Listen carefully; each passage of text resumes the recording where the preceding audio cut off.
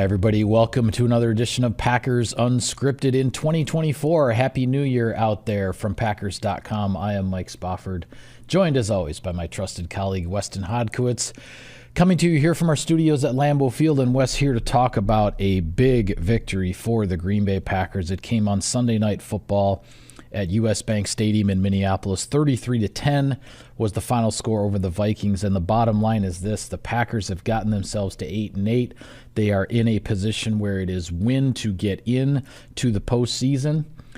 And when this team was 2-5, when this team was 3-6, when this team was 6-8, this situation is the best you could possibly ask for, that the Packers got themselves back in the race.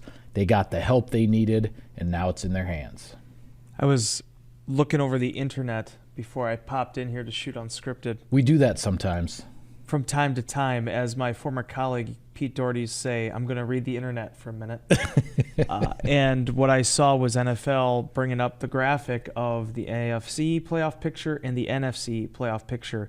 And to see the Green Bay Packers back into that number 7 spot after everything they went through, I think Matt LaFleur had some very poetic words after that win over the Carolina Panthers in the locker room. He mentioned how they all count the same, and you have to keep yourself alive. Green Bay did that. Was not their best performance in Carolina, but conversely to some of their poor performances this season, they got the win.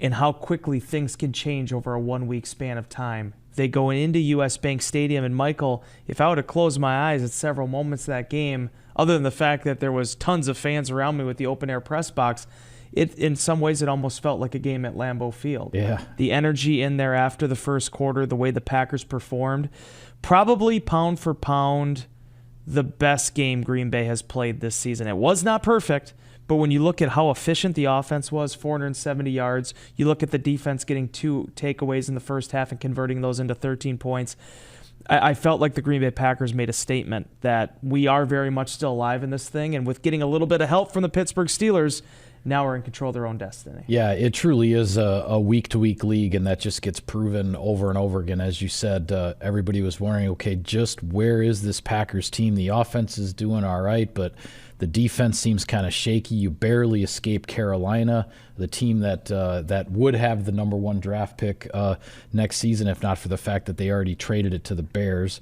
And then, you know, as we talked about last week, you're thinking the Rams and the Buccaneers are the 2 teams really on the rise here in the NFC, and the Buccaneers completely fall flat in a big division game for them, and the Rams nearly get beat on the road against a Giants team that beat the Packers about a month ago, and the Rams would have lost that game if former Packers kicker Mason Crosby had been able to make a kick, or if the Giants could have just gotten him a little bit closer instead of leaving him with a 54-yarder. But all that aside, this game against the Vikings really, for me, it showed that Jordan Love is not done taking steps forward. I thought he, for the venue, prime time under the lights, what was at stake for the Packers, I thought Jordan Love was absolutely outstanding in this game. I mean, he had a couple of throws he would like to have back. You always do. But 125 passer rating, 3 touchdowns. I believe now his passer rating over the last 7 games is approaching 110. It's like 108 or 109, something like that.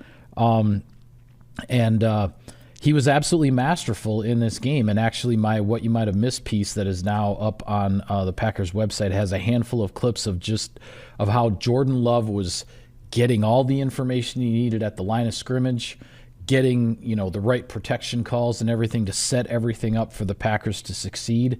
And it felt like, maybe other than the missed 4th and 1 throw to Bo Melton, which was really, really close, it felt like after the initial 3 and out in this game, the Packers offense was just in a rhythm and wasn't going to be stopped. Yeah, and it's funny, even that Melton play, I mean, he had a little bit of pass rush in his face, kind of an off-platform throw. And after that happened, I was sort of thinking to myself, and it was funny, in the locker room afterwards, Bo Melton was lamenting the fact that he still didn't catch that. He felt like he still could have gotten that ball. Yeah, I thought that was one where, yes, the throw could have been better. It also could have been caught. It was one of those that kind of goes both ways. Yeah, but what I was thinking about afterwards, I'm like, You watch an average NFL game, and I watched a lot of football this weekend while waiting for this one. Quarterback play doesn't look as efficient on a week-to-week basis as Jordan Love made it look, in that much pressure in Minnesota, both figuratively and literally. Yeah. He saw a lot in this game, and yet he made the throws he needed to make, and he did it routinely. It's not a situation now where, well, there's too many incompletions, or why is he throwing these deep balls? It's starting to turn into more, oh, wow, how many consecutive completions were there? How many plays has he made? And particularly, I wrote that story last week about the goal-to-go situations, and the way that he commands the line of scrimmage when there's points on the line is probably something that I think has really impressed me this year. Him having 30 touchdown passes, 34 scores on the season, that's not an anomaly. This guy knows how to put points on the board. And in a game like this against the Minnesota Vikings, who were starting a rookie 5th-round pick at quarterback, Jordan Love really did look like the veteran, and his team played like that. Yeah, I think Love's touchdown pass total is now up to like 3rd in the league. Yep, right now. There's a lot to be said for that. And what's impressed me the most about Love as well, when you look at how things have gone the last couple of months, is he is making it work no matter who is out there. The Packers have had injuries at the perimeter positions, running back, tight end, wide receiver, all throughout the season. And there were a lot of struggles early, but now that Jordan Love has hit his stride and really gotten this offense into a groove, it didn't matter that Dontavian Wicks was a late scratch. They were hoping maybe he'd be available, but then he wasn't. Christian Watson's been out for multiple weeks now. Jaden Reed has been in and out of the lineup with injuries. Luke Musgrave, the Packers are still maybe hoping to get him back, but he's not back yet. It hasn't mattered because Jordan Love makes it work with whoever's out there. Reed, before he had to leave the game at halftime with what appears to be kind of a recurrence of the chest injury, or something got re-aggravated there. He catches 2 touchdowns. He breaks Sterling Sharp's rookie record for receptions, a record that had stood around here for 35 years. Bo Melton, thrice elevated now from the practice squad to the active roster, and now he's been signed to the active roster. He becomes the first Packers receiver with a 100-yard game, catches the deep shot from Sean Clifford at the end there to get over 100. And then, the little engine that could, so to speak, as we talked about last week, Aaron Jones is in the backfield just cranking out yards, 120 rushing yards again. The Packers went into the game in Carolina with not a single 100-yard rushing or 100-yard receiving performance this season. And now in the last 2 games, they have 3 of them. Jones has been over 100 yards rushing twice, and now Melton goes over 100 yards receiving. The guys that are around Jordan Love have elevated their games right along with Love's. In Jones' case, it was a matter of getting healthy. We've seen Aaron Jones do all this before, but all those other guys, their games are, their arrows are pointing up the same way Jordan Love's is. Well, and just like I wrote a story, because spoiler alert, the tight ends are going to be featured on the game day program on Sunday. I wrote this story on Josiah DeGuara and the tight ends, and Tucker Kraft, everything he's done, over 300 yards receiving now on the season, 2 touchdowns. That all happened in really this whole second half of the season too, since Luke Musgrave got hurt in I believe that was the Chargers game where he had the lacerated kidney. Right. And now you suddenly have this stat that Tom Fanning from our communications staff was pumping out about how Kraft is now, the 7th rookie tight end since 1970 to have 4 straight games of 44-plus catches and 45-plus receiving yards. Yeah. I mean, just uncommon production. Mike, you don't always get that from NFL tight ends, period, regardless of whether or not you're a rookie. But bringing it back to your initial point there, one, if you're going to be down all these receivers, if you're going to be down all these playmakers, Aaron Jones is the guy you need, and he's been that guy. Back-to-back games, first time he's had 100-plus rushing yards in back-to-back games since the end of the 2019 season. The offense just typically isn't structured like that, but they've needed to feed Jones the last couple weeks, and they did it again on Sunday. A.J. Dillon has to go out with the stinger. That meant more Aaron Jones late in the 4-minute offense situations. I thought he thrived in that. But the last thing before I turn it back over to you is Bo Melton, because I've written about it, I've talked about it. I know you and I have had discussions about this. I have so much respect for this young man, and you saw the way he carried himself when he came in the building last year, just looking for an opportunity. really super quick guy, a little bit undersized, right? But kind of in that same sort of area as Jaden Reed in terms of his measurables. He doesn't make the roster. The Packers do draft 3 receivers. A lot of questions there about, okay, well, where exactly are you going to fit into this thing? Right. He stuck around. He stayed on the practice squad. He wasn't active for the first 2.5 months of the year. And then in a situation like this where not only does he have to be a starter for the first time in his career, not only is he a part of the offense, when they lose Jaden Reed, he was one of their biggest playmakers in the second half, just moving the chains, not even explosive plays. That's what this thing's all about. And when you hear guys like Aaron Jones and Adam Stenovich, the offensive coordinator, talk about how deep this room is, the fact they've done that, a complete overhaul in the last 2 years, that's remarkable, Michael. Yeah, it absolutely is. You look at what Melton has done. As you say, he was an inactive on game day on the practice squad for the bulk of the season. And now here the Packers are in a playoff push, and Jordan Love is looking for Bo Melton on third down. He's looking for Bo Melton when the blitz is in his face because he knows where Melton's route is going to be, and he's going to put the ball out there and let him go get it. Melton also gets his first NFL touchdown, and you actually had the list in your Insider Inbox column on Tuesday. 7 players this season have caught their first NFL touchdown from Jordan Love. I mean, that's remarkable in itself. I don't even know how you put together or how you figure out the list or whether that's some kind of a record or not. But where the Packers are, and we'll see what happens this week. Obviously, they were running some tests on Jaden Reed with him having to leave the game, and he was obviously on his way to 100 yards receiving. He had 89 with 2 touchdowns at halftime. He was going to get his 100-yard game, but unfortunately had to leave. We'll see what his status is. We'll see Dontavian Wicks. We'll see about Christian Watson and Luke Musgrave here in this must-win game coming up against the Bears. But and this is what I wrote about on the bus ride / plane ride back after the game for my rapid reaction piece, because the question you and I are getting the most is, what is the difference between the Packers being in that must-win game in Week 18 at home against a division rival last year where it was Detroit and they were playing well, and now it's the same situation this year, another division rival in Chicago who is playing well, and we'll talk more about the Bears on our next episode. So what's the difference? And to me, the difference is where the Packers offense is, and it's what Jordan Love is doing. Last year, yes, the Packers got on a run late in the season, but the red zone problems, the goal-to-go problems were not fixed. The Packers were getting a bunch of turnovers on defense, but then the offense was still kicking field goals. The Packers special teams got the touchdown against Minnesota on the Nixon return and a pick 6 by Darnell Savage. They were racking up a bunch of points. It wasn't the offense that was doing it. And those problems on the Packers offense last year reared their ugly head when the season was on the line against the Lions. This Packers offense in 2023 is in a completely different place with completely different personnel than the Packers had a year ago. And so for me, that's what makes going into this game feel so different from Week 18 last year. Yeah, and you hit it. That's the 1A, 1B. That is the biggest part, I think, when you talk about the offense and where things are at. The only thing I will build off of that, I will just say this. The Packers in 2022 were a more veteran team that got better as the season wore on. They got better in the month of December. They played more like a team, complementary football. This Packers team in 2023 is better because of progression. Yeah. And because of players that were in roles early on that maybe they weren't quite ready for in the first couple weeks of the season, now being catalysts to their specific phase.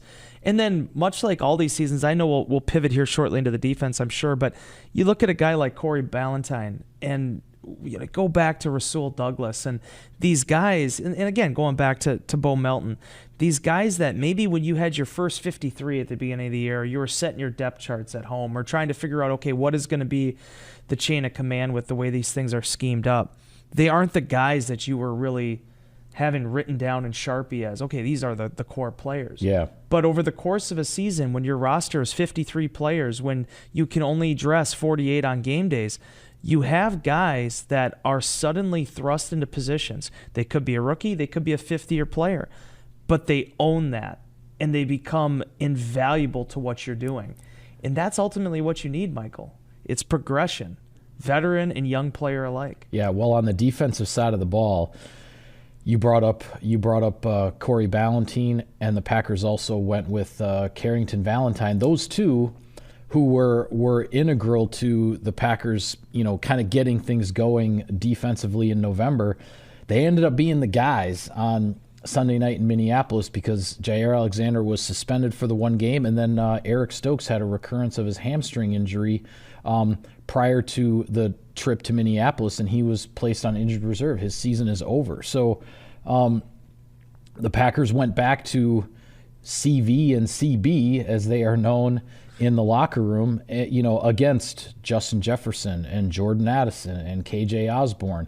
And what ends up happening? Justin Jefferson is held to 5 catches for 59 yards. Jordan Addison has a 20-yard reception, but that's about all that he does. And KJ Osborne doesn't even catch a pass. 33 snaps, yeah. No passes. Now a lot of that is, was the Vikings' problems at quarterback, and they made the move to go to Jaron Hall, the rookie 5th-round pick. He was going to make his second NFL start. Kevin O'Connell just desperate to find a quarterback who is going to protect the football. And as you mentioned much earlier in the show, the Packers end up getting 2 turnovers in the first half. Both of those get turned into touchdowns. The first one I thought in particular was just enormous. It was an off-target throw to the tight end, kind of underneath. And because it was off target, the tight end deflected it with his hands, and Ballentine was there to get the pick. And just whatever it was, a play or two later, boom, Jaden Reed is in the end zone, and the Packers turn a 3-0 game into a 10-0 game. And all these questions suddenly are on the Minnesota sideline, like, oh, maybe this guy can't protect the football either. We just had another turnover, led to points for the other team. There was a real shift I felt in the building and just in the feel of things, which is what I thought would happen if they could get a turnover early from Jaron Hall, and it played out that way. Then they get another one at the end of the first half, turn that into another touchdown, and suddenly you're up 20 points at halftime. And here's the thing that was really important about that opening sequence, too. No disrespect to what the Vikings did, because I understand it. You have a rookie 5th-round pick out there. You're not going to dial up a lot of exotic stuff. You want to get him comfortable, right? Well, what happened, it was the 16-year-old that's out there for his first driver's ed class. I guess it'd be 15-year-old. Yeah. And you're driving 10 miles an hour and you back into the pole.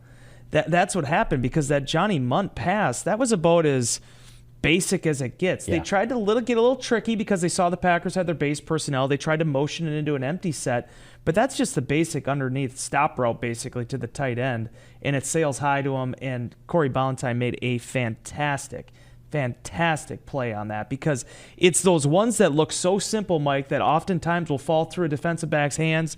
They put their hands on their helmet and you go on to second down. The old tip drill, right? It's like you have to be able to react, keep your eyes on the ball, keep your wits about you, and Ballentine was able to get his first NFL interception. Which I thought this was important too, because he gets that first pick. This is a guy that's been in the National Football League. This is his 5th season in some shape or form with 4 different clubs. He gets his first pick. You talk about a confidence boost for a young guy that found out on Saturday that he'd be starting because of the injury to the hamstring issue with Eric Stokes. Right. You're drawing Justin Jefferson. He gets that pick early. He's playing physical. He's jamming at the line of scrimmage. He gets 2 pass deflections while Jefferson is in his coverage. The Packers, I thought, when you talk about marrying your pass rush with your secondary, 14 quarterback hits and 4 sacks, 7 passes defensed, including the interception. Packers finally played complimentary on both sides of that. They had to weather some injuries to do it. Yeah. But my goodness, Michael, I thought that was an encouraging performance as well. Yeah, the 14 quarterback hits was really pretty astounding, and I believe it was 9 different players. 9 different guys. 9 different players. I lied to Preston after the game. I said it was 13. It was 9.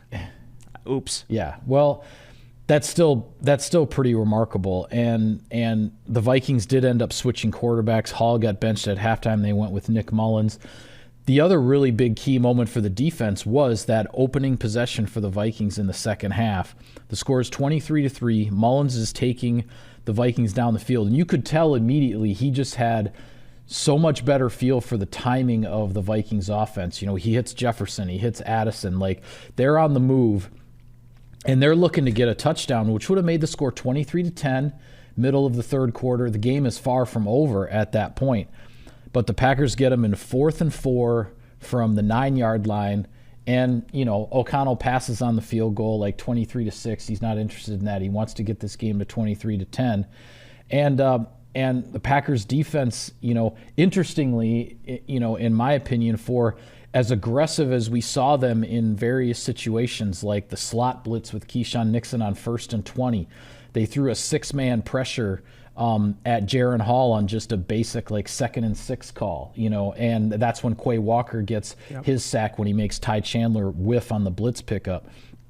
The 4th and 4 at the 9-yard line, Packers just played it straight. 4-man rush, man-to-man coverage, safety help, which turns into a very effective double team on Justin Jefferson.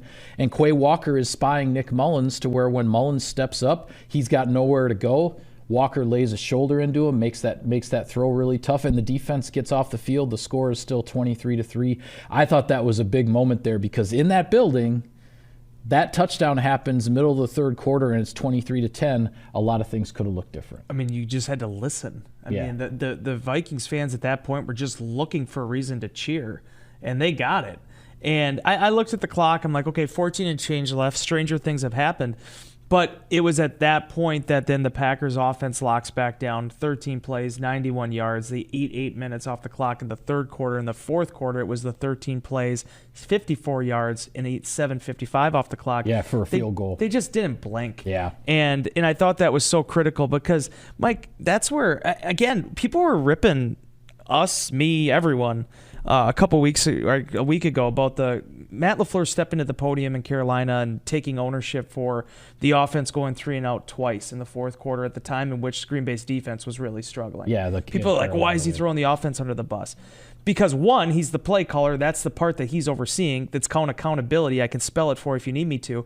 But the fact is that you can, when you have answers and you give up points, whether it be an adversity defense situation, you're able to eat 8 minutes off the clock as opposed to turning the ball over 55 seconds later to the defense, to the opposition.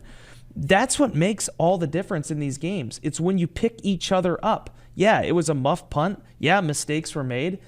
The offense came right back and responded. Yep. Green Bay never let the momentum get back in Minnesota's favor. And, Michael, that's an important lesson to learn. If not for this win and you're in game on Sunday against Chicago, once you get into the postseason, if you're so lucky, those are the type of things that in your mind as a team, as a coach, as a player, you have to be responsive to, and trying to, have a response in those moments. Yeah, well, we'll take a look at that playoff picture here in a moment, but first some sponsor business. SiriusXM NFL Radio delivers hard-hitting analysis and up-to-the-minute NFL news that true football fanatics need 24/7, 365. And at Cousin Subs, we have something for everyone, like our Wisconsin cheese curds, mac and cheese, golden fries, and creamy shakes, all paired with your favorite sub or sub in a bowl. Cousin Subs, 50 years of better. All right, the playoff picture, the reason this became a win-to-get-in game for the Packers, they actually, before the game kicked off in Minneapolis, the Packers knew that they were, 2 wins to get in. Beat the Vikings, beat the Bears, and you're in, because the Pittsburgh Steelers went to Seattle out on the West Coast and played a whale of a game against the Seahawks and cooled off what had looked like potentially a surging Seahawks team, or at least a Seahawks team that was pulling off these fourth quarter comebacks and potentially building some momentum there. The Steelers get that win. It puts the Packers back in control of a wild card spot. So now the Packers get the win over the Vikings. Now they need the win over the Bears. And the possibilities are essentially this, and possibly as soon as tomorrow, at some point later this week, I will have a path to the playoffs piece on the website laying out as legibly as I can all the different possibilities here for the Packers. But the simplest way to look at it is this: the Packers, if they win, they can get either the 6 or the 7 seed, and they would be going to either Detroit, Philadelphia, or Dallas. So it's 2 possible seeds, 3 possible destinations. That's where things sit with 1 game to go. If you would be so kind, and I am putting you on the spot, okay. So if you want to tell me, Wes, it's not the time for that, Would you be willing to explain why exactly Green Bay at 8-8 holds the advantage for the 7th seed? Because you have two other teams sitting in that spot right now. Yes. Seattle is the 8th seed, and then the 9th seed is New Orleans. That's simple enough because I think between them all, Seattle and Green Bay are both, 6-5 in the conference. New Orleans is 5-6. Correct. Common opponents are both 3-3 between Green Bay and Seattle. Correct. Where did the Packers have the edge there? The tiebreaker, the reason the Packers have the edge is the tiebreaker is down to strength of victory. So I can give you those numbers if you like. And when you get this late in the season, it's very difficult for the strength of victory to shift as significantly as it would need to shift for the Packers to get overtaken in that regard. So that's what it comes down to is the Packers' strength of victory, which, by the way, I'll just say this, that's how they got in on the tiebreaker in 2010 when they got the number 6 seed. Yeah. But we'll save that story perhaps for another day. Maybe Seattle could just lose and we don't even have to worry about it. Yeah, but yes, it gets pretty deep into the tiebreaker situation where the Packers are in control. There is a scenario whereby the Packers could lose to the Bears and still get the number 7 seed, but you don't want to hang your hat on that because it's like a whole bunch of games, a handful of games that would have to go the other way. I'm just saying. Okay, but yes, it's strength. You can put that in path to the playoffs. What's that? You can write about that. It'll be in there. Yeah. It'll be in there. No, just so everybody knows. I will say this though. It's literally the Packers are going to need at least 3 other games to go their way in order to get in if they lose to the Bears. The most important thing is if you beat the Bears, you don't have to scoreboard watch at all. You're done. That's where you're at. Yeah, and to go back to the original thesis statement of this episode, the fact that Green Bay has got itself back in this position. Again, Mike, a team that was 2-5, 3-6. A lot of times, they traded Rasul Douglas. You're really wondering exactly which direction the season's going to turn.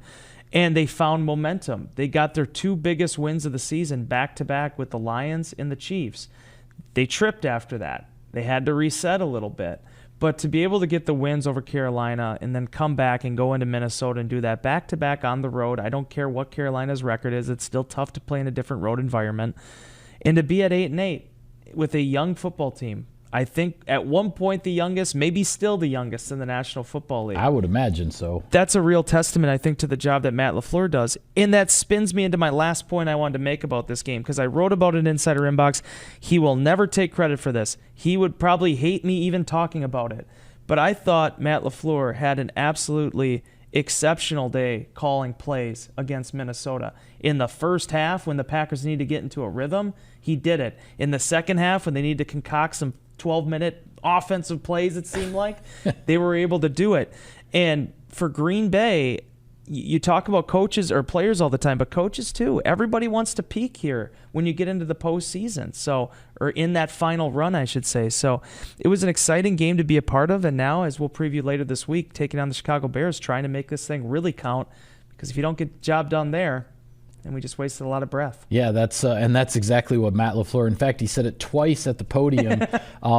In between, he was interrupted by the 11 o'clock hour where a bunch of people in a nearby room were watching the ball drop in New York City or whatever, and they were counting down 3, 2, and Matt LaFleur's in the middle of a press conference answer.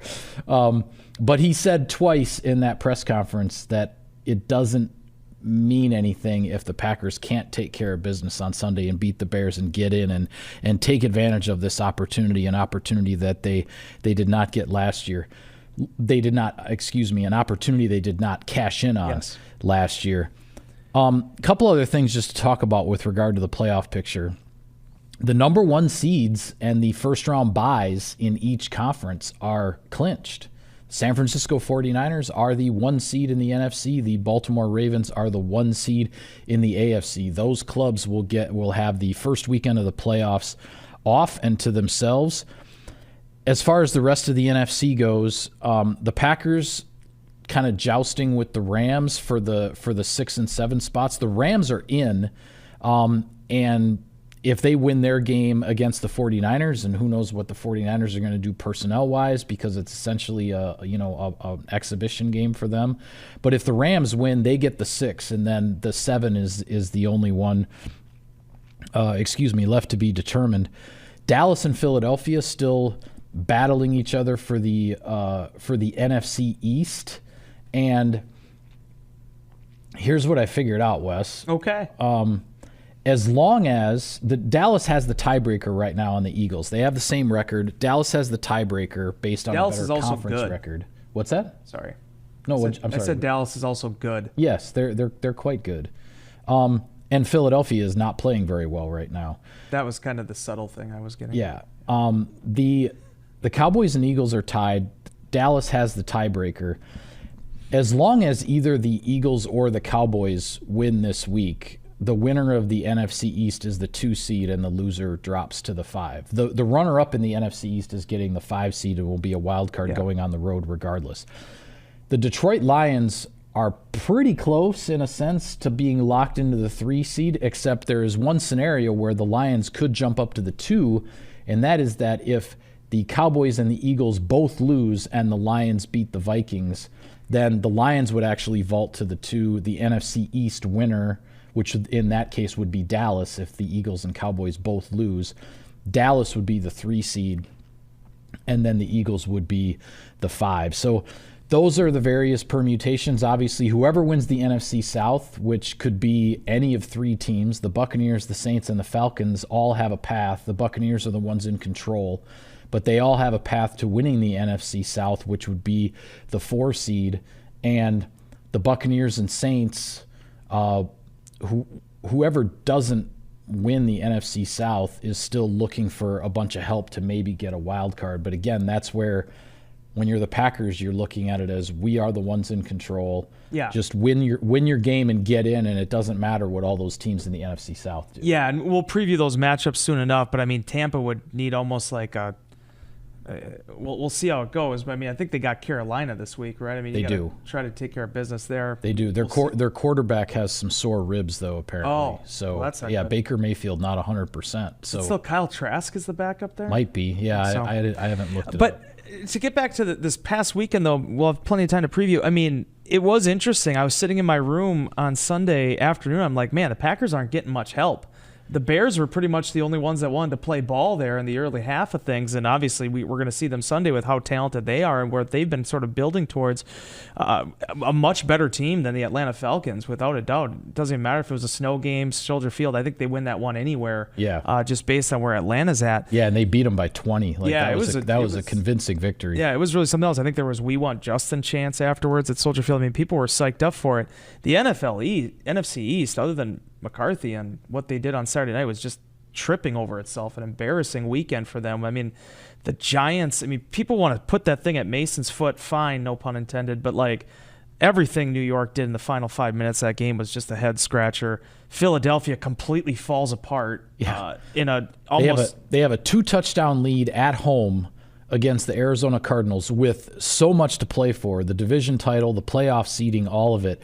And their defense just completely falls apart against the Cardinals. Kyler Murray goes nuts. James Conner goes nuts.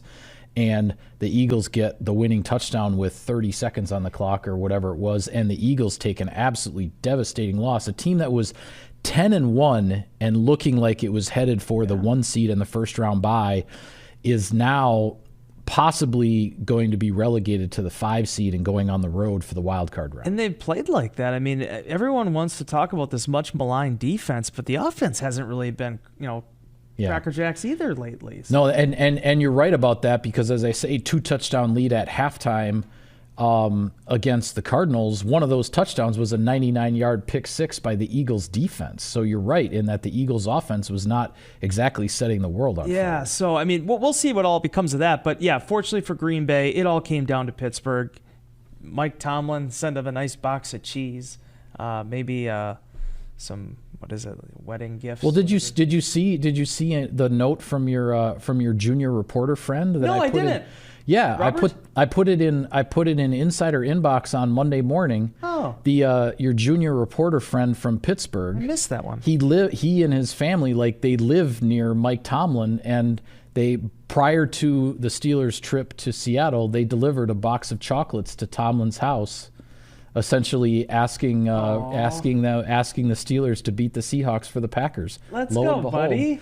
Lo and behold, anyway, the note in the Insider Inbox was for you because you know the young man. Yeah. But I felt compelled to post it in my column because it really struck a chord. Well, and here's the other thing. I was going on about 3 hours of sleep, and I probably missed that one while I was paging through the column on Tuesday. But Monday. I don't even know what day of the week is anymore, Michael. But yeah, these night games get to us after I've been a while. struggling with it. But hey, I'll tell you what, Pittsburgh, I hope they can make a run here. Obviously, they got a tough challenge coming up this weekend. But the Green Bay Packers, bottom line, got back to where they need to get to, and now we'll see what they can do with it. Yeah, we will preview this Packers-Bears Week 18 showdown on our next episode. But for now, we'll call it a wrap on this edition of Packers Unscripted. Be sure to follow all of our coverage of the team, all the playoff news and scenarios and possibilities, everything you want, reviewing the Vikings game, previewing the Bears. We've got it all for you on Packers.com. For Wes, I'm Mike. Thank you for tuning in, everybody. We will see you next time.